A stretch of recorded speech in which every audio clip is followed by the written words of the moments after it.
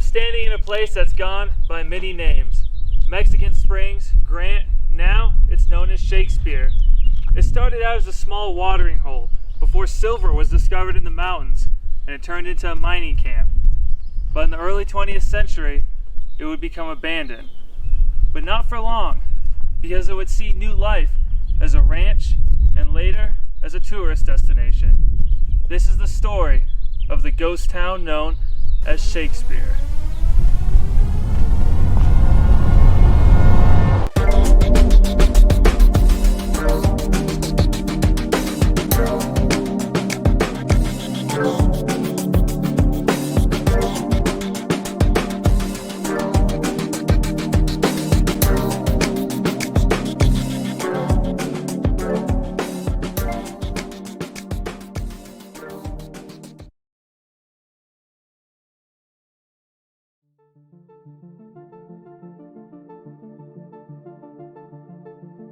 Shakspeare would begin its life in the 1850s as Mexican Springs.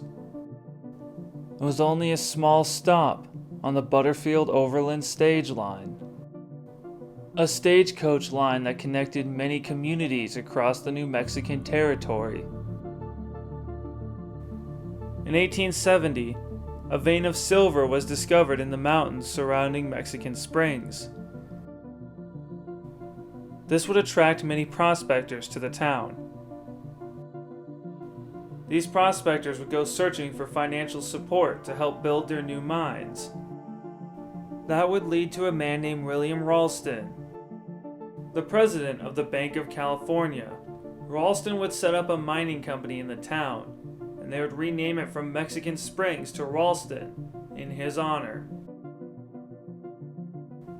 The population of the town would rise to 3,000 people as more and more would flood in trying to make their fortune.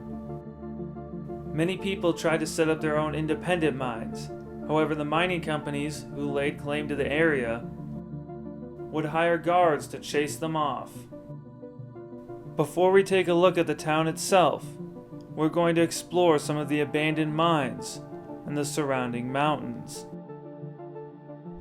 So this little mine, this one's kind of a small one. You find it up the hill down by the Atwood mine. This is the Atwood Hill. So you can kind of see it in here.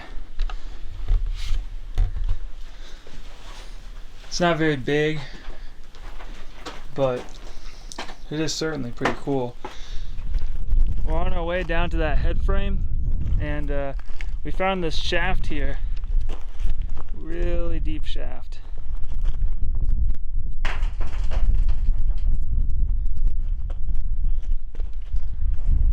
That's pretty deep. There's another one like right there. It looks like they kind of dot the landscape, so we're gonna have to avoid them like landmines.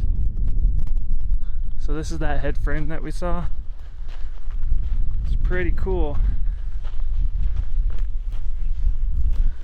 Wow, look at this. Looks to be all caved in. I'm not gonna get too close because there's bees everywhere. I don't really want to disturb them. They probably have a nest down there. But yeah, it definitely looks like it goes down for a while. Well, we wanted to head up the stairs, but they're busted out. Yeah, this thing's probably been here for at least half a century, more than that probably. Plus there's a swarm of bees there, so probably not a good idea anyway. Let's keep walking. One of the many buildings that dot the landscape around here. Kind of see the head frame over there, so you can get a reference of where we were. A little bit of graffiti here too.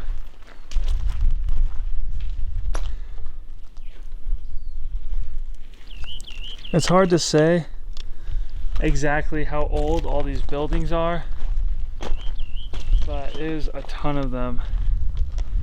They're all over the landscape. Tons of old mines and stuff too.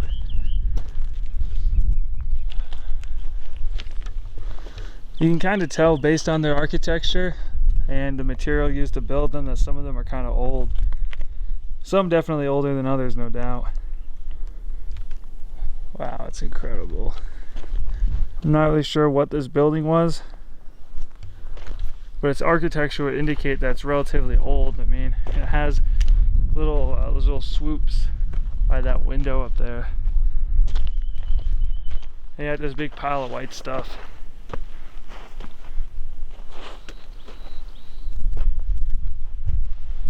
It's very soft.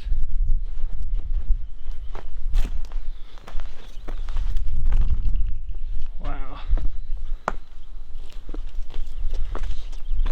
Just an incredible place. Pretty beautiful view of the surrounding area too. You can hardly see Shakespeare from all the way up here. It's kind of in a little valley. This area originally started off because there was a small spring in the other side of town, well, actually down the street here. Clean and reliable spring. How far back in time this little spring was there, we don't initially know. Originally there would have been Apaches stopping here for water, and then you would have had Mexican nationals coming up as well, and occasional wagon trains headed through on their way to California, using this little water source for water as as time went on. And because of this small spring, in 1856 the Army put a building here that's referred to as the mail station.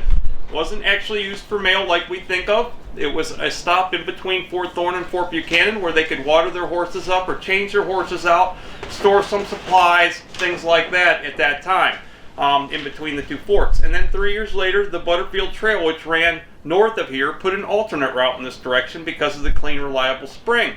The water at Barney Station, which was the stop to the north, wasn't always clean and reliable water.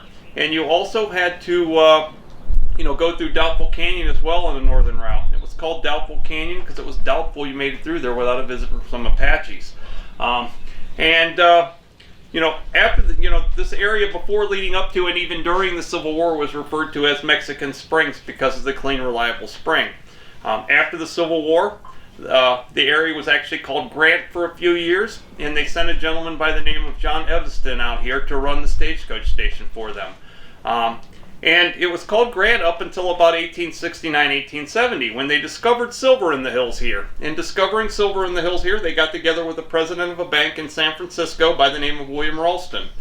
Formed a town here. They called the town Ralston City in honor of the president of the bank that helped fund it. You had miners flocking here because of the silver. There were actually 3,000 miners here between 1869 1870 till about 1872, 1873. Pretty short first mining boom. There would have been, 3,000 people is a lot of people, and there would have been 150 to 200 structures here at that time. But what they discovered about the silver here was most of it was surface deposits, and what was deeper was hard to get to. But with things booming here, a couple of them got together and decided that they'd smuggle in a box of diamonds. They smuggled in this box of diamonds, and they seeded the ant beds of Lee's Peak, which is a sharp peak out in this direction, and they made it look like the ants were digging these diamonds up. Well, this was a big rumor all throughout the West. Where were the diamond mines? The big diamond hoax was rumored throughout the West, in Colorado, Wyoming, all over the place out here. Well, supposedly in these hills as well. And them planting the diamonds in the hills here to make it look like, the ants were digging them up, it didn't take the government very long to figure this out and send a geologist out. I'm sure the geologist went several other places as well. But when he pointed out when he got out here, this isn't typically where you'd find diamonds. You don't find rubies or emeralds either in this area. Exactly. And ants don't dig any of that stuff up.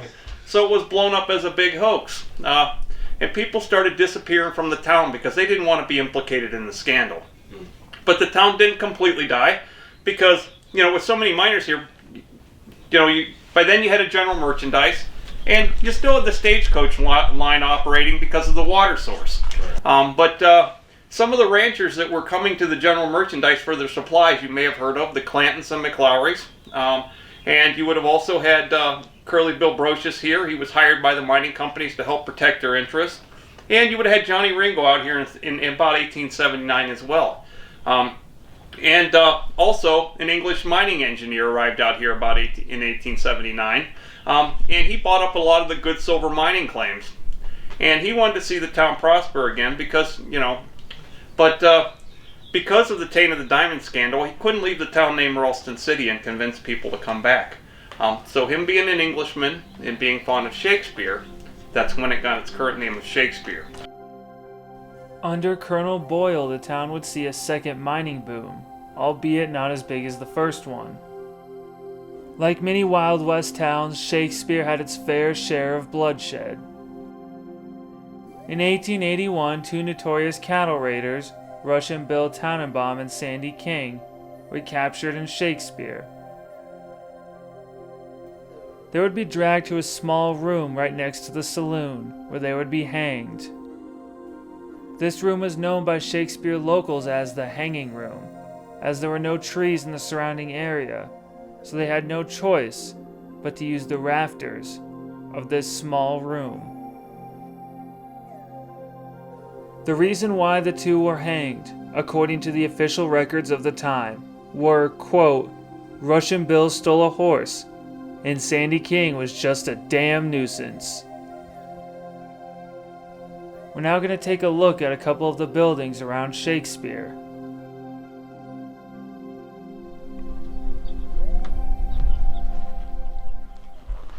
This building here is the saloon.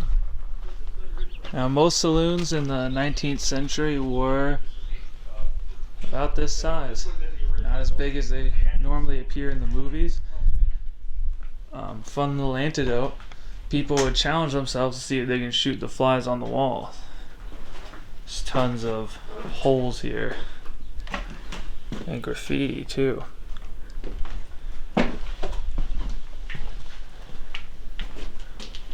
Is this area the kitchen? This would be the original stagecoach station, this one room. Oh, okay. This room was built in 1859 to be the original stagecoach station. Now the back wall here was repaired in the 1970s or 80s, I'm not sure which, and the ceiling had to be restored as well. The ceiling was all rotted out, but if you look up, it is a Yucca stock Latia ceiling like you'd originally have. Wow, incredible.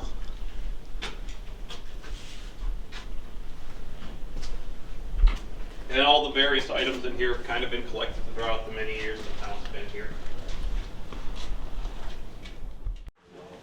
Next, we headed to Shakespeare's genuine blacksmith shop.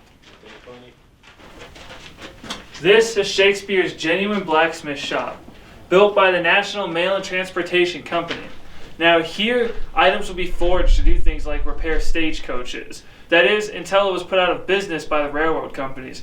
But what's really amazing about this building is that the blacksmith shop still works. Like, it's still a genuine blacksmith, and they actually still create things like forging hooks today.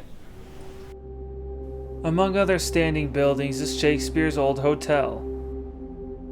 Although the upper floor of the hotel is starting to fall apart, the bottom floor is still open to visitors.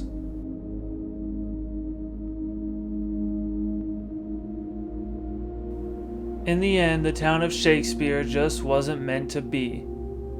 3 miles from the town, the railroad would pop up, and a new city, Lordsburg, would be built around it.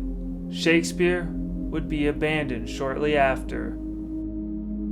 It seemed like Shakespeare was going to be left to crumble, returned back to the desert from whence it came. That is, until Frank and Rita Hill would purchase the town in 1935. They would turn the small mining town into a ranch, and that ranch is still owned by the family to this very day. The town of Shakespeare would become a National Historic Site in the year 1970. And since then, it's seen many tourists coming to get a real taste of the old Wild West.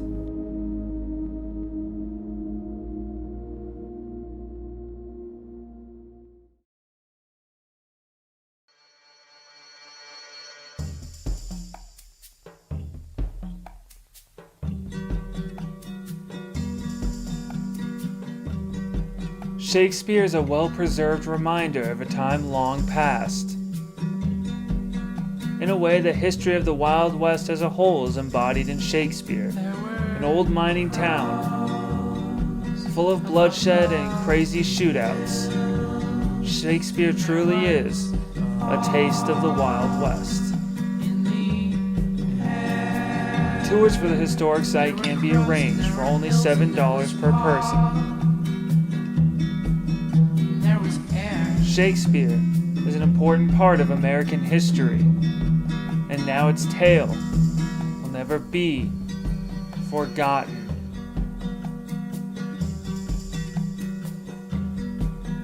There was you